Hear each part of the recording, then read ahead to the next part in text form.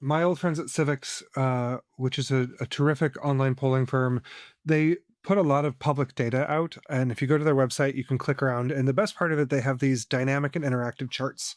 And one of the questions that they've been asking for a long time is asking people how they rate the condition of the national economy. And if you go to their website and you pull up that chart, you can click between how Democrats think about the economy and how Republicans, and it looks like a roller coaster ride as you click between those two. That when a Democratic president is in charge, Democrats say the economy is good, and Republicans say it's bad, and then as soon as the transition of power happens, it's just a radical flip, and you go from 9% of Republicans saying the economy is doing fairly well in December to 55% saying it's doing well in February.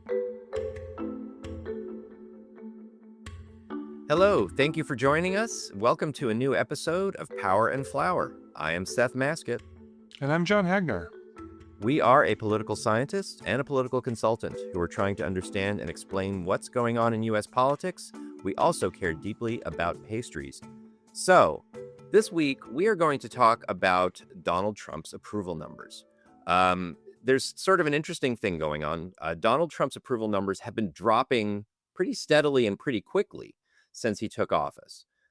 His average approval rating has dropped from about 49% to about 45% since Inauguration Day, while his disapproval ratings have jumped from about 42% to 51%. If you're doing the math, that means he's gone from a net +7 approval to a net -6 approval just in the last 3 months.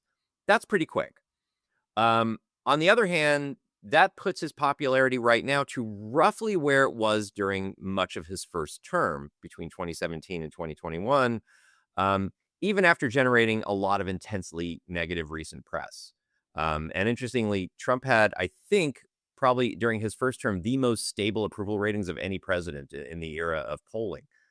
I wrote a bit about this in a piece at Tusk, my Substack last week, which I'll link to, but we're going to dig further into this today. We're just going to be talking about what exactly is causing Trump's decline in popularity, what it would take for him to become actually seriously unpopular to the point where it's actually a threat to other Republican office holders, and the question of whether this is something Democrats can affect. So the first question, John, I want to throw this to you. What do we know about Trump's unpopularity? That is, what is driving the decline in his approval ratings? Is it his own behavior? Is it the economy? Is it what the Democrats are doing? What do you see as the cause here? Yeah, I think it's a great question, and it's something that I think different people looking at different data sets would come up with slightly different answers on. But to me, the biggest piece that's driving it is the economy. We are in a really unprecedented situation where obviously we have had hard times in the economy with lots of different presidents. We've had financial crises, we've had stock market drops, we've had recessions, but we have never had a situation like this where the president's actions seem to be intentionally trying to make things worse as opposed to trying to make things better, whether or not they're successful. So I think we're in really unprecedented economic territory, and you're seeing that in the polling. Trump's, as you note, right now his approval ratings are about where they were in the first term, but what's really different from the first term is that he was almost never net negative on the economy in Trump 1. Even people who didn't like what he was doing in immigration, who didn't like what he was doing with coronavirus, who didn't like what he was doing with sort of general buffoonery, overall convinced themselves that he was good at handling the economy, in part because the economy was relatively good in his first term. That has changed pretty dramatically. We've got a chart that we can put up in the show notes here that was put together by G. Elliott Morris from the YouGov economist polling. Trump started this term at plus 12 on his handling of the economy, and just in a couple months that has plummeted, dropped like a rock to now being -6. He, as I said, almost never was net negative on the economy before. Now just a one-way line going straight down. So I think that's the biggest thing. I think there's different polls have given different insights on how his immigration work is being interpreted. Overall, if you just ask about immigration, Trump gets relatively strong ratings. It's one of his better issues. But when you start to unpack that and ask about the specifics around sending people to El Salvador, denying people due process, those poll really badly. So I think there's a little bit of a disconnect between voters wanting something done on immigration, wanting the border to be more secure, Hmm. wanting overall immigration numbers to drop, and the specifics of how Trump is handling it. I think that's going to be something to watch over the next year or so. Is do the specifics sort of overwhelm Trump's inherent advantage on the issue as a whole? I think the other place where we're going to see an impact on their approval ratings. You mentioned how stable Trump's approvals were. Biden's were relatively stable for by the standard of historic presidents, but what changed them was the Afghanistan withdrawal, and then the Hmm. sort of perception of incompetence that came after that. And I think one thing that voters still are, one thing that can move people out of their partisan boxes, and we can get into sort of the polarization and how these numbers are impacted by that. But one thing that does seem to move voters outside of their, sort of partisan corners is when they get the sense that even that the people on their team are incompetent. I think that it'll be interesting to see, as the Pete Hegseth stuff happens at the Pentagon, as Christy Nome and some of the other not traditionally qualified cabinet appointees start running amok. Kash Patel, the FBI, and all the rest of these guys. If we start to see some incompetence creep into these numbers, I think that you are seeing that with some elite opinion makers. A lot of the sort of Wall Street and Silicon Valley folks who supported Trump in the most recent election because they convinced themselves that he didn't mean anything that he said. Right. When he did mean what he said, I think there's been a lot of, hey, wait a minute, these people are idiots. It'll be interesting to see if that kind of trickles into overall public opinion. But Seth, Hmm. I wanted to ask you, as you look at these numbers, like, think about George W. Bush, who went from approval ratings in the 80s to approval ratings in the 20s, just for really wild fluctuations. What do you think in the modern era, is that kind of movement possible, or are we too polarized to ever have presidents who move too far out of an established band? Yeah, I mean, I really think this is a fascinating question. I've written a little bit about this over at Tusk. I can post some more of that, but I've have this idea that it's become pretty impossible for presidents to have approval ratings much below 40 or much above 45. We haven't maybe really seen a good enough test of this, but it's kind of fascinating because like up until George W. Bush's presidency, presidents' approval ratings could vary quite a lot during their term, even if it's just one term. And be a function of it was a big function of the economy, sometimes whether there was a war going on, whether there was some sort of scandal. And really, since Obama's presidency, the range for approval ratings has narrowed a lot. Obama comes into office with an approval rating near 70. It descends pretty quickly. Um, by the middle of 2009, he's at about 55%. No president has been above that mark ever since. And apart from, no president has really been below the high 30s, apart from what happened like right after January 6th. You really have this very narrow range now and that I think my impression is polarization is a big part of that story, that we're in an era now where basically no one outside no one from the other party, the party that's not the president's party, is going to say they approve of that person. And they're also the president isn't going to really lose people in his own party. That didn't used to be the case. If you look back at the presidencies of like Eisenhower and Kennedy, they had fairly high approval ratings from people in the other party. And you think of like Richard Nixon, like a big part of the reason he resigned is because he lost people in his own party. He lost Republicans. That just doesn't really happen much anymore. So Yeah, that's, yeah. I So think go ahead. post January 6th is an interesting example because it looked Mhm. like it was happening then, right? And I think that was one of the things that, people really thought after January 6th that that might have reoriented American politics in a way because, you had Republican members of the cabinet saying this is awful. You had like a pretty clear consensus forming that then was stopped and turned around. Mhm. And yeah, I mean, like, uh That was interesting, and I think, like, what you were talking about before in terms of, like, elite opinion is really important there. A lot of what voters hear today is, the fairly partisan messaging, and in which you have, pretty much everyone who's aligned with the president's party saying positive things about it, trying to spin it positively, everyone who's in the other party trying to spin it negatively, and people mostly get reinforced partisan views. I think you're quite right that part of the reason Trump has lost a lot of ground on the economy is because there's been some fairly conservative, business friendly voices on the news lately saying pretty negative things about the bond market, about tariffs and other things like that. And so you actually have some Republicans hearing negative messages now too, which is relatively rare. Yeah, I mean, So it's important. how much do you think this is a media story, right? Like, there's some of that happening, but you can also find a lot of examples of, while the markets have been crashing, Fox News is talking about literally anything else other than the market. Like, do you think that people are get that polarization is because of the media that people are watching, or is the media reflecting the kind of pre-polarized people and giving their audience what they want? I think the media is part of the story, but it's not the whole story.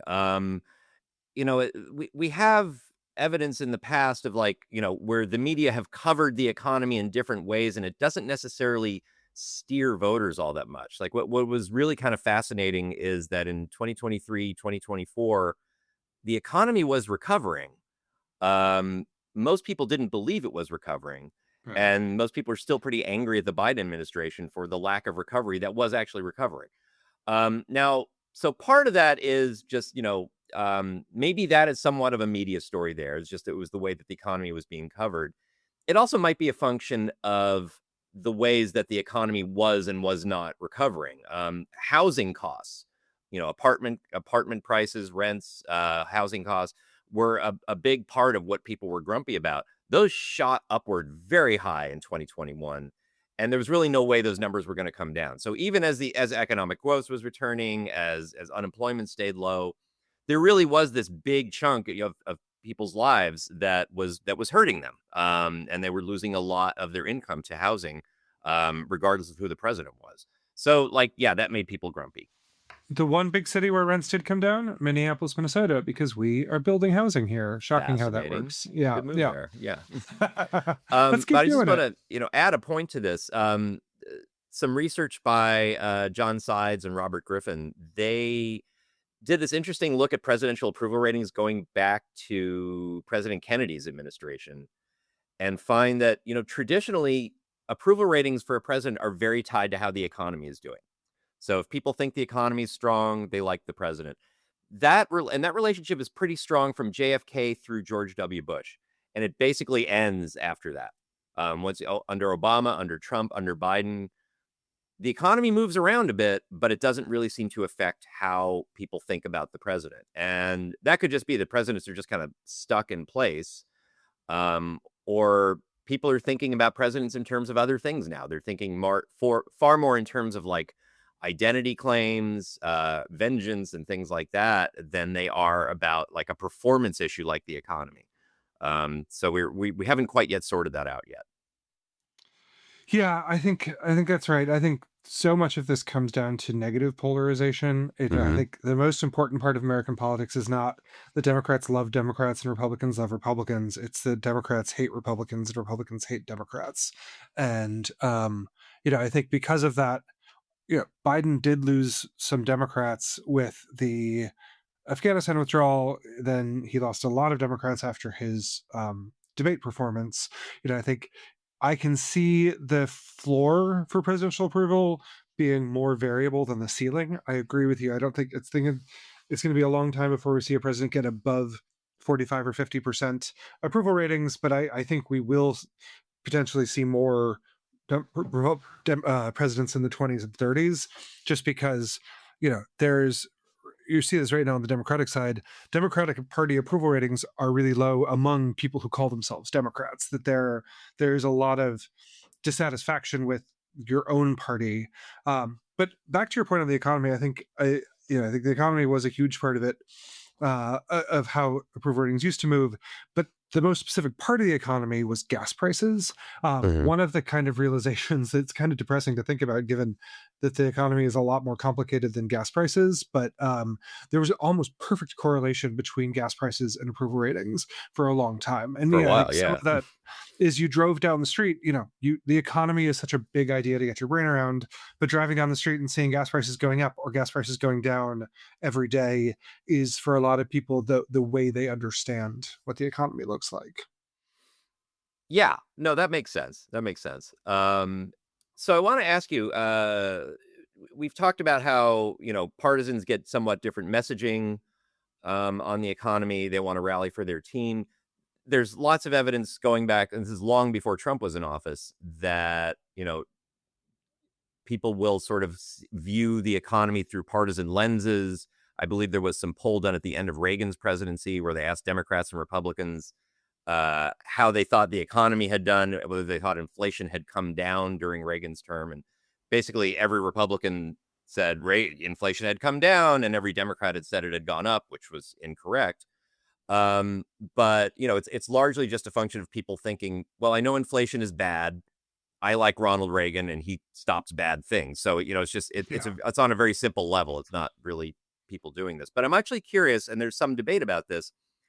Do we think that partisans are actually experiencing the economy in different ways? Like, is this a function of Democrats and Republicans having very different types of jobs, living in different parts of the country, and actually having different direct empirical experiences with the economy? Or is this more about their media environment, their partisan environment? Yeah, I think it's a really interesting question. My old friends at Civics, which is a terrific online polling firm, they put a lot of public data out, and if you go to their website, you can click around. And the best part of it, they have these dynamic and interactive charts.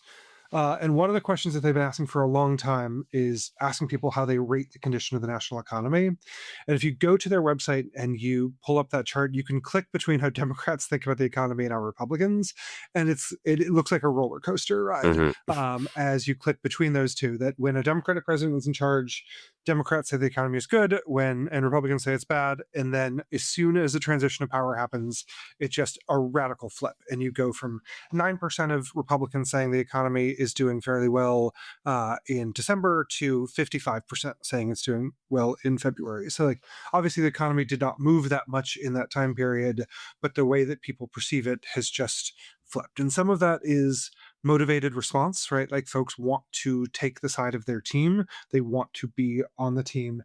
I think some of it is genuinely there's, how you feel about the economy is important to the economy, that confidence and optimism are actually not just emotions in the economy, they're important economic forces, because if you're optimistic and confident, you are more likely to invest, you're more likely to build a new factory, you're more likely to start a new job, start a new company. So I think some of that is real.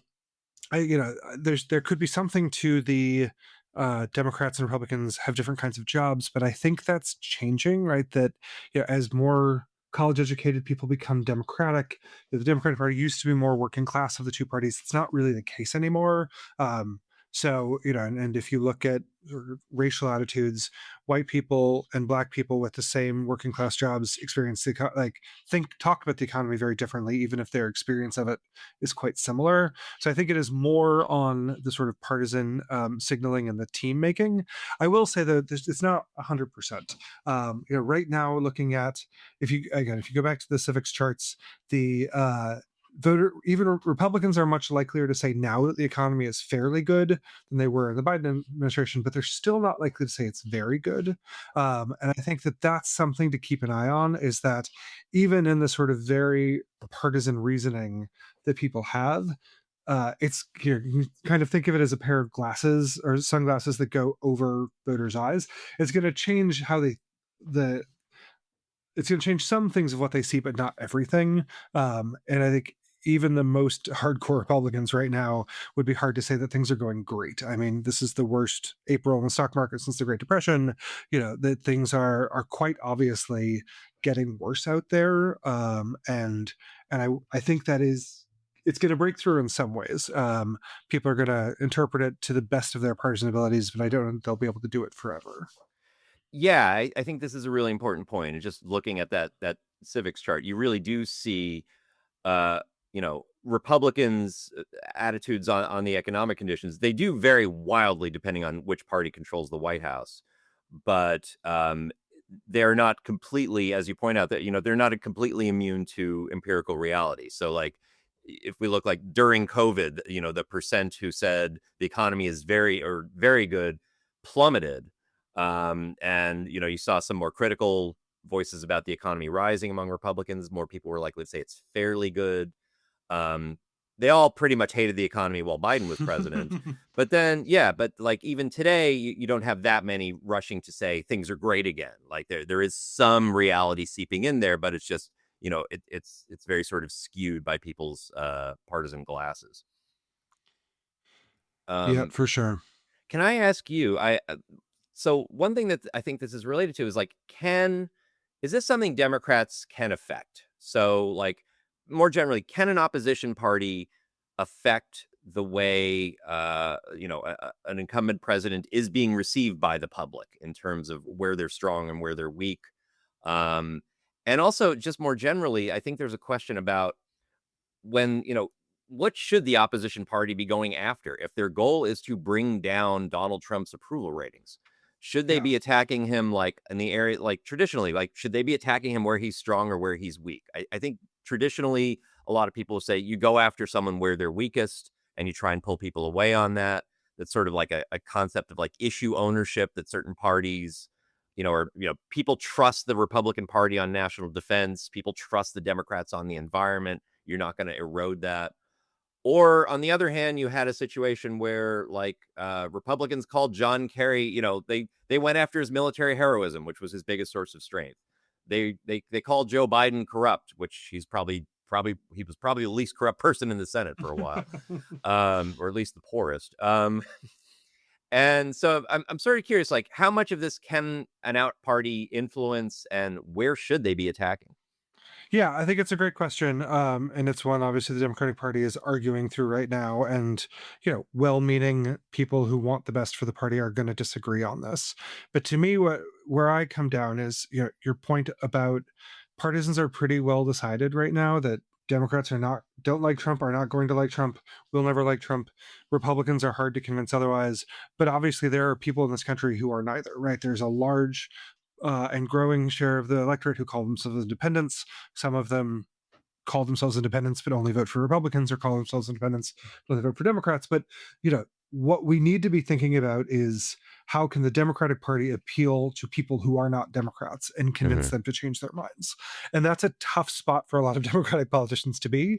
The way you get elected to Congress is by being really good at talking to Democrats, right? We have these mostly uncompetitive districts in Congress, mostly uncompetitive states in the Senate.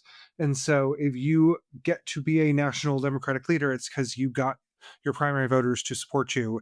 Very rarely do you get to a position of power because independents love you. So just right off the bat, we have people who this is not their instinct and this is not why they are where they are. But we need to think about what we can do as a party to convince independents that they should trust us and not the Republicans on this matter. So, I think a lot of that is talking about the issues that we know that they care about, talking about Social Security, talking about Medicare, talking about Medicaid, talking about competent governance, talking about lowering the cost of living.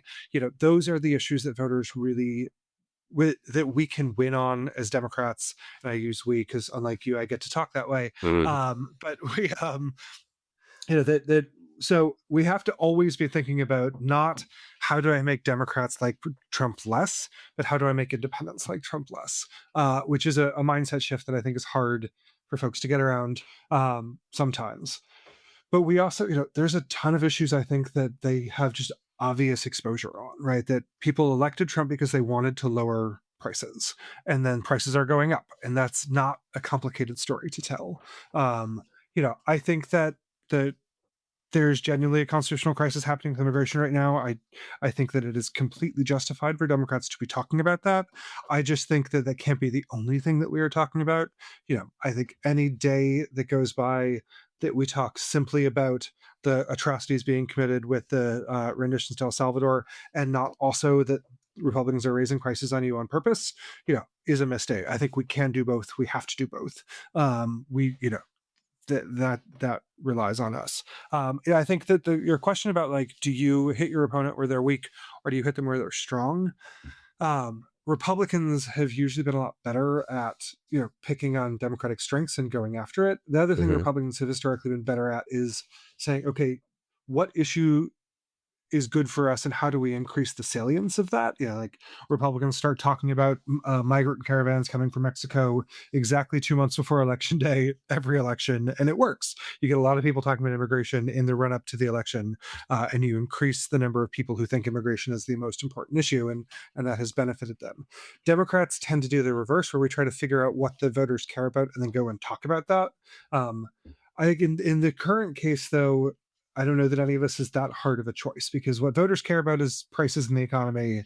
What they think, what Trump's strengths were in the last election was prices in the economy, and where the news is worst for Trump and where there are the biggest choices that he and Republicans in Congress who have been enabling us have made is also prices in the economy. So I think, you know, it's an interesting theoretical argument, but I think in the world that we're in right now, there's a very clear flashing red light over cost in the economy for Democrats to go after, right? That, every day that the Republicans in the House don't take back their own tariff authority and stop Trump from doing whatever he's doing is a day that they're accountable for this. And, I Hmm. think you see that in the elections that have happened so far. I think you're going to see that in 2025, that, voters put Trump in to do specific things that he's not doing. And I think we can do a lot to remind them of that fact.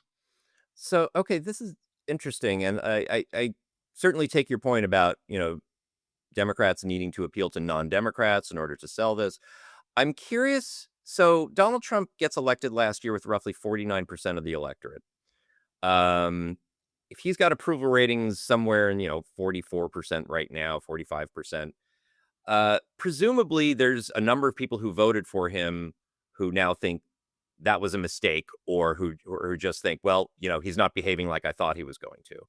And I'm just curious, like, is that something that shows up in polls? Is that do you find at people actually expressing regret?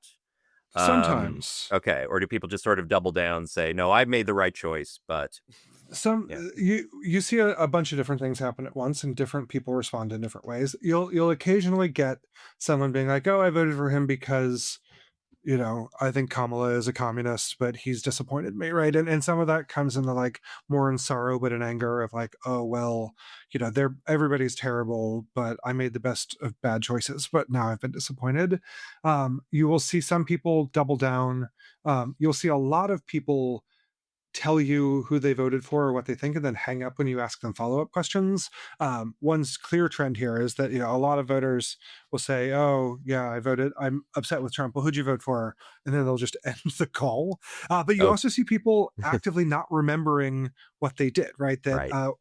again, to cite my old friends at Civics, one of the great things that they do is they resurvey the same people over and over again. They have 1.4 million people in the panel, and so there's a lot of people with multiple responses, and people's memory of who they voted for will change over time. And voters who voted for Trump but now wish that they hadn't, a lot of them will tell you they didn't vote for Trump.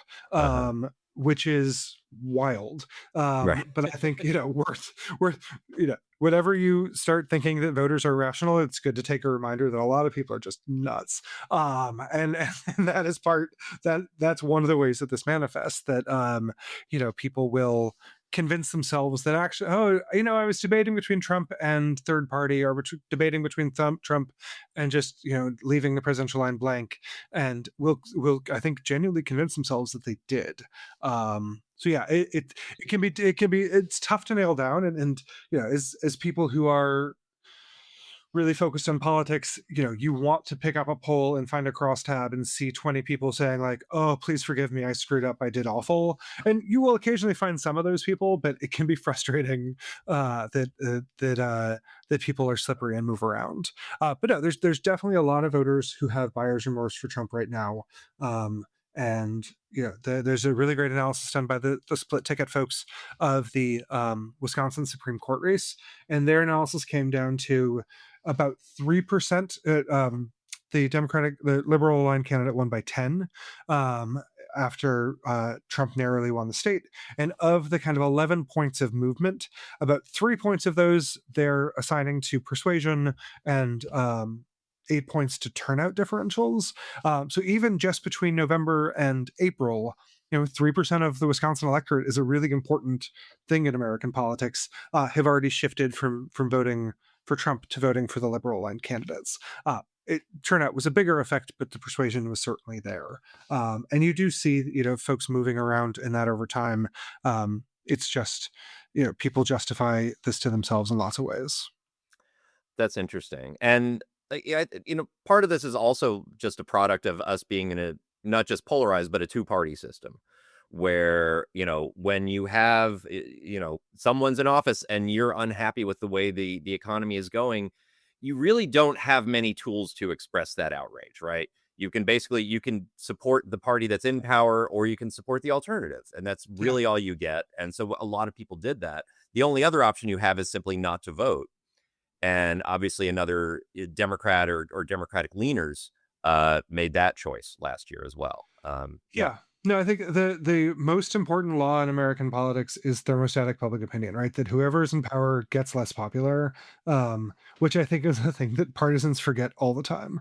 That a lot of Republicans acted when Trump won this time. That this was the heralding of a brand new age where they were going to win everything all the time.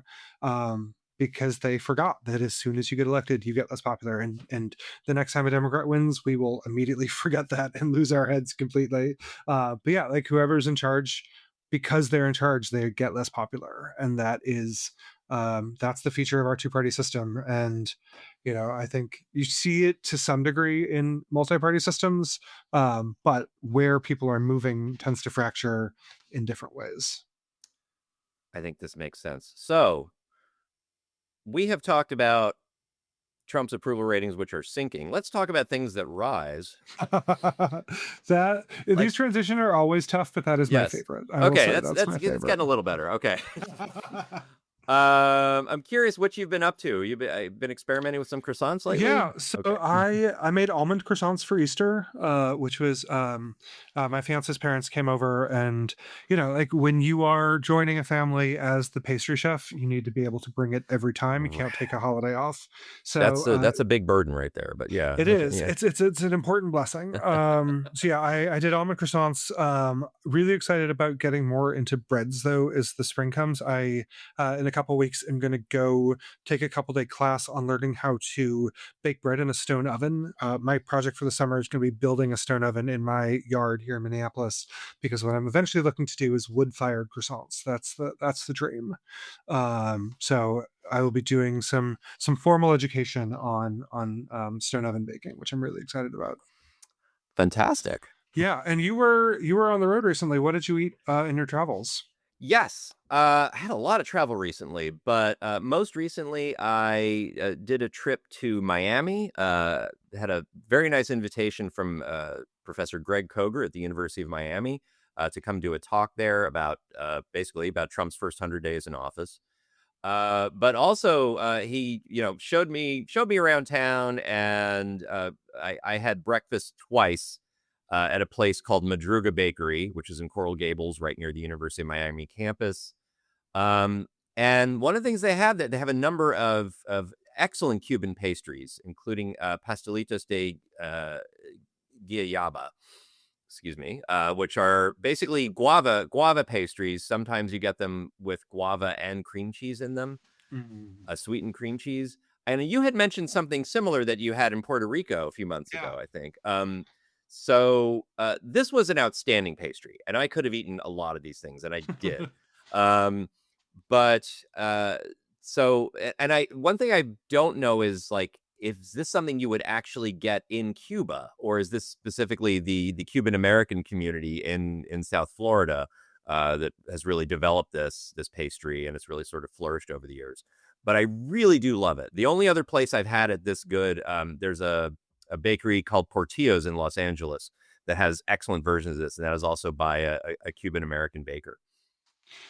Did you have a lot of Cuban coffee while you were there too? I actually didn't. That was one of the few things I Uh, missed out on. I I know, do. I know. I love the high test Cuban coffee. Like you have two of them, and you can see the face of God. It's it's not just the caffeine, but the sugar. It's like, it's such a Mhm. rush. Yeah. But yeah, I have a hard time doing that to myself. Um, Thanks so much for this conversation. This has been really helpful. Yeah, it's always great talking to you. And we'll be back in a couple weeks. Yes, we'll talk to you all soon. Until then, stay safe.